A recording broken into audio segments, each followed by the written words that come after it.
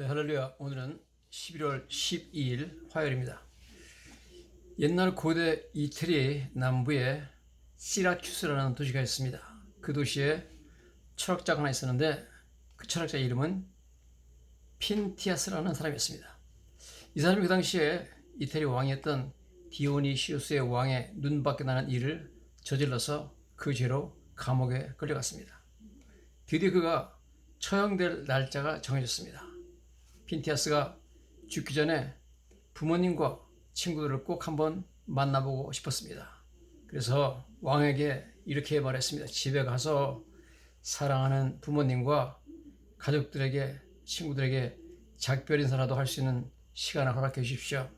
그 뒤에는 반드시 다시 돌아와서 목숨을 내놓겠습니다. 그렇게 말했습니다.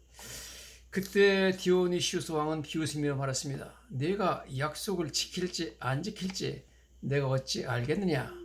너는 나를 속여서 목숨을 구하려는 것뿐이다. 이렇게 말했습니다.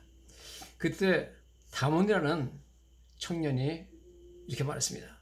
왕이시여, 제 친구 핀티아스 대신 저를 감옥에 가두시고 그가 고향에 들어가서 가족들을 만나서 작별 인사를 하고 돌아올 수 있도록 허락해 주십시오. 저는 핀티아스가 약속대로 돌아온다는 것을 알고 있습니다. 왜냐하면 그는 결코 약속을 어긴 적이 없기 때문입니다. 그러나 만약 그가 왕께서 정해주신 날짜에 이곳에 돌아오지 않는다면 그때는 제가 그를 대신해서 죽겠습니다. 왕은 다몬의 말을 듣고 깜짝 놀랐습니다.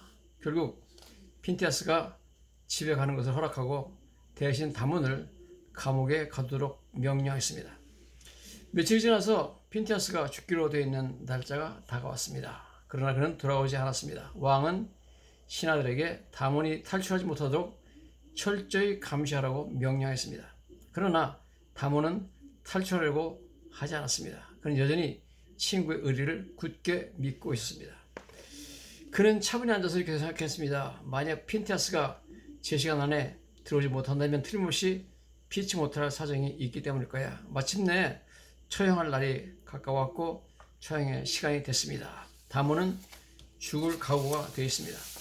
친구에 대한 그의 믿음은 평소와 다름없이 흔들림이 없습니다. 그는 자기가 그토록 믿는 친구를 위해 고통받고 죽는 것을 슬퍼하지 않았습니다.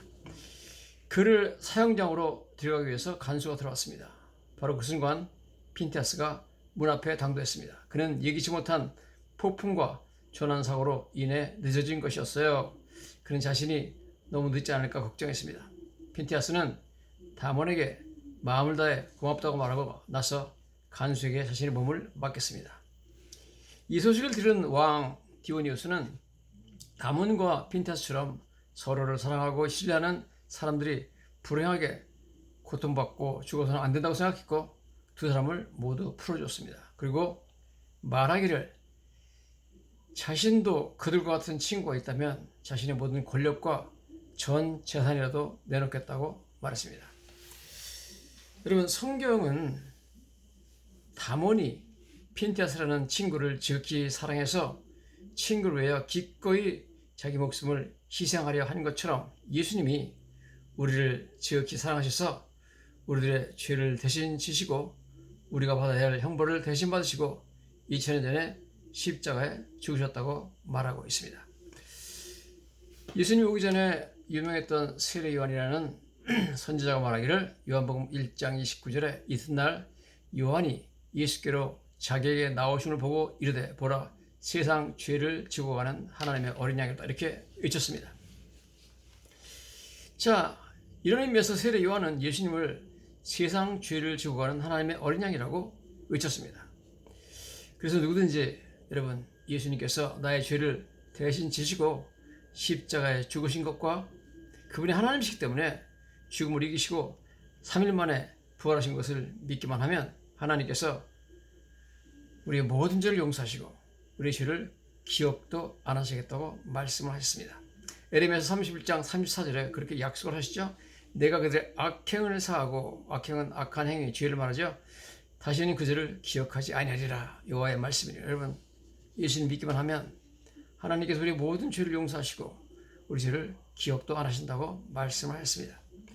이스라엘 백성 200만 명이 430년의 노예 생활을 끝내고 지금으로부터 약 3,500년 전에 애굽 즉 에집트에서 나오던 날 밤에 각 집마다 이스라엘 백성들은 어린 양을 잡아 죽여서 그 피를 각 집의 문설주와 인방에 발랐습니다. 문설주 인방이라는 것은 문의 꼭대기하고 옆을 말합니다.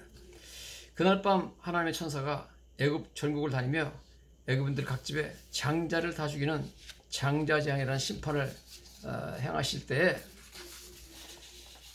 어린 양의 피를 바른 이스라엘 백성들의 집은 죽음의 천사가 다 넘어가서 장자가 한 명도 죽지 않았습니다. 넘어갔다 그래가지고 그래서 갖다가 6월절 영어로 패스오버 넘어갔다는 뜻이죠. 패스오버라고 부르고 있고 유대인들은 지금도 오늘날도 수천 년간 이 날을 엄청나게 중요한 국경일로 지키고 있습니다. 자, 장자 대신 각 집의 장자 대신 어린 양이 죽었기 때문에 어린 양의 피 때문에 그 집에 장자가 죽지 않은 겁니다. 그와 마찬가지로 예수님은 하나님의 어린 양이 됐습니다. 그래서 세례요한이 예수님을 세상 죄를 지고 가는 하나님의 어린 양이라고 말씀을 한 것이죠. 어린 양 되셔서 우리 대신 십자가에 죽으셨기 때문에 이것을 믿고 내 마음의 문설주와 인방에 하나님의 어린 양이신 예수님 피를 바르면 하나님께서 우리에게 우리 일생에 대한 죄에 대한 심판을 내리지 않으시고 천국에 들어가게 하시는 것입니다. 어떻게 내 마음에 예수님의 피를 문설주 인방에 바를 수 있느냐? 문설주는 문에 집에 들어가는 문에 있어서 양쪽 기둥을 말하고 인방은 그 위에 탑을 말하죠. 영어로는 탑 앤 사이드라고 그러는데요. 문설주 인방에 피를 바르는 것은 다름 아니라 예수님을 믿는 것을 상징하고 있습니다. 여러분, 예수님을 내 마음에 믿으면 내 마음에 문설주와 인방에 예수님의 피가 발라지게 되는 것입니다. 우리가 예수님을 믿기만 하면 놀랍게도 하나님께서는 우리 일생에 대한 모든 죄에 대한 심판을 내리지 않으시고 천국으로 인도하시는 줄로 믿습니다. 이것이 바로 기쁜 소식이고 이 기쁜 소식을 성경에서는 복음이다 이렇게 부릅니다. 복음이라는 것은 영어로 good news입니다. 기쁜 소식이라는 뜻이죠. 예수님께서 십자가에 죽으신 이유에 대해서 이사야 선지자는 이렇게 말하고 있습니다. 예수님 왜 십자가에 들어가셨느냐? 이사야서 53장 5절 6절입니다. 그가 찔림은 우리의 허물 때문이요. 예수님께서 찔리셨죠. 창에 찔리시고 손과 발에 못에 찔리시고 허리에 옆구리 창으로 찔리셨습니다. 그가 상함은 우리의 죄악 때문에 상했다는 것은 예수님께서 채찍질로 엄청나게 많이 피를 흘렸습니다. 그가 징계를 받음으로 우리는 평안을 누리고 징계는 형벌을 받는 거죠. 예수님이 형벌을 받아서 우리가 하나님과 평안을 누리겠고 그가 채찍에 맞음으로 우리는 나음을 받았도다. 우리는 다 양 같아서 그릇 행하여 각기 제 길로 갔거늘 여호와께서는 우리 모두의 죄악을 그에게 담당시켰다 이렇게 말씀하셨습니다. 여러분 예수님을 믿으시고 구원을 받으셔야 됩니다. 그리스의 진실한 친구 담원 이상으로 예수님은 우리를 사랑하셔서 우리를 위해서 목숨을 바치셨습니다. 대신 죽으셨습니다. 하나님의 아들이요 창조주신 예수님 그분이 우리를 위해서 죽으신 거죠. 그리고 부활하십니다. 이것을 믿기만 하면 누구든지 어떤 죄인든지 죄를 용서받고 구원을 받는 줄로 믿습니다. 할렐루야.